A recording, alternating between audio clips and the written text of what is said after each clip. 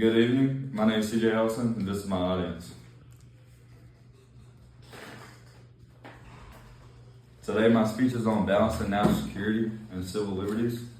During times of crisis, people look up to the government for protection, whether it's war, terrorism, or other threats. Safety becomes the top priority. But here's the question we have to ask. How much freedom are we willing to give up in order to feel secure? As citizens of the United States, this isn't just a theoretical issue. It directly affects our privacy, our rights, and the way we live our daily lives. Throughout history, the government has expanded its power in the name of national security, while those actions are often meant to protect us. They can also limit our civil liberties. But today I'll be talking about three main things. Firstly, how government power has expanded during times of crisis. Second, how those actions have impacted civil rights. And finally, why maintaining a balance between the two is so important. First, let's look at how the government power expands during time of crisis. Throughout U.S. history, major events have led to increased government authority during wartime or national emergencies. Laws are often passed quickly to respond to threats. These laws can increase surveillance, allowing for more monitoring of the citizens, and give the government broader control. For example, after major national threats, policies have allowed officials to monitor communication, track individuals, and act more aggressively in the name of safety. At the time, many people support these measures because they want protection. It makes sense. When people feel unsafe, they are more willing to accept stronger government action. However, the issue is that once power is expanded, it's not always easy to scale it back. What starts as a temporary response can sometimes become a long-term change in how the government operates. This shows us that while these actions are meant to protect the country, they also increase government authority in ways that can outlast the original threat. Next, let's talk about how the expansion of power affects civil liberties. Civil liberties are the basic rights and freedoms that protect individuals from government overreach. Things like freedom of speech, privacy, and due process when national security measures are put in place, these rights can sometimes be limited. For instance, increased surveillance can reduce personal privacy. People may feel like they are constantly being watched or monitored. In some cases, individuals may be treated as suspicious without clear evidence, simply in the name of prevention.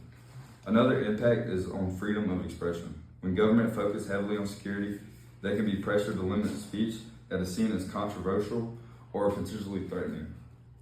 This can create an environment where people are less willing to speak openly. What's important to understand is that these changes don't always happen in obvious ways. Sometimes rights are gradually limited over time, and people don't fully realize what they've lost until much further.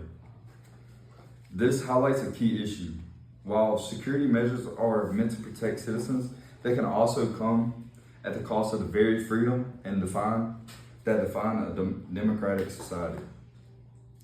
Finally, let's discuss why maintaining a balance between national security and liberty is so important.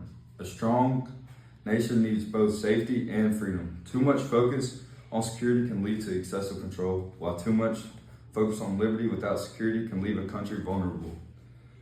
This challenge is finding the right balance. Democratic societies are built on the idea that the individual rights matter. If those rights are ignored or taken away too easily, it can lead to the loss of trust in the government and weaken the foundation of a nation. At the same time, national security is essential. People need to feel safe in order to live their lives, go to school, work, or participate in society. The goal should not be choosing one over the other, but making sure that efforts to protect the country do not unnecessarily violate individual rights. This balance requires awareness and accountability. Citizens need to stay informed about government actions, and leaders to carefully consider the long-term impact of their decisions. Just because something increases security doesn't always mean it's the right choice if it significantly limits the freedom. In conclusion, the balance between national security and civil liberties is one of the most important challenges in a democracy. we've seen how the government power tends to expand during time of crisis. We've looked at those expansions, how those expansions can impact civil liberties, sometimes in a way people don't immediately recognize. And we've discussed why maintaining the balance between safety and freedom is essential. At the end of the day, protecting a nation should never come at the complete cost of individual rights. A truly strong society is one that can keep its people safe while preserving the freedoms that it has. And that's my speech. Thank you. My name is CJ Helveston. That was my speech, and this is my audience. All right.